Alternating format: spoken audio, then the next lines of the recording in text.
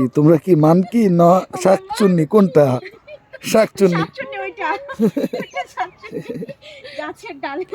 ছুটির দিনগুলোতে একটু ঘোরাঘুরি করতে কার না ভালো লাগে। আর শুক্রবার বাদে যদি কোনো ছুটির দিন পাওয়া যায়, আমি সেইগুলোতে বাইরে যেতে বেশি কমফোর্ট ফিল করি।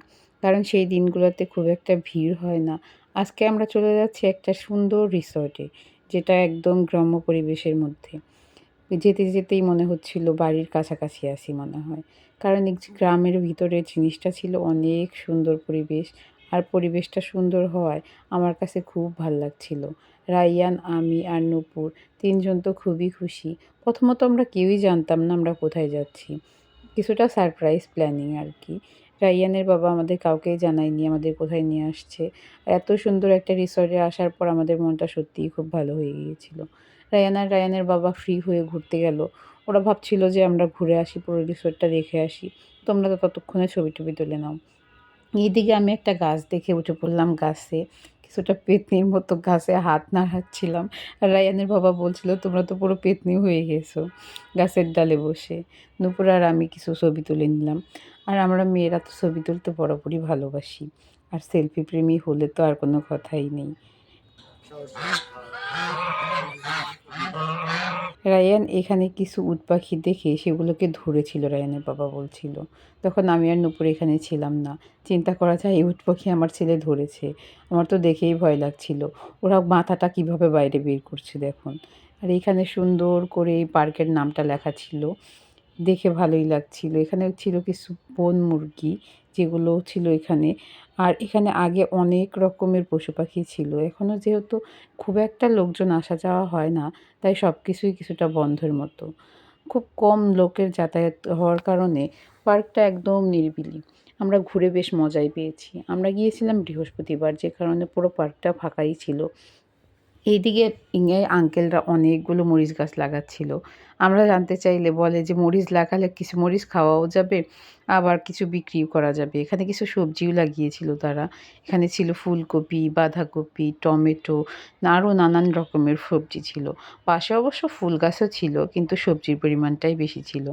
আমার কাছে ব্যাপারটা বেশ ইন্টারেস্টিং লেগেছে। এখানে ছোট্ট একটা রেল লাইন ছিল, বাচ্চাদের ছোট্ট খেলার রেল লাইনটা। আর এখানে রিসর্টের পাশেই একটা ছোট্ট পুকুর ছিল। আমি আর নূপুর চলে গেলাম পুকুরে কিছু ছবির ক্লিপ নিতে। ভালোই লাগছিল। এখানে পরিত্যক্ত একটা স্পিড বোট ছিল।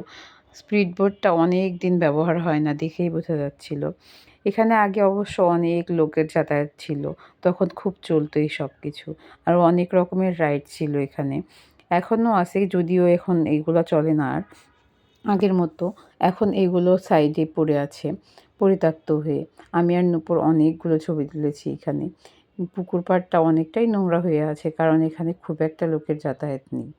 আমি আর রাইয়ান দুজনে মিলে চলে গেলাম তারপর প্লে জোনে।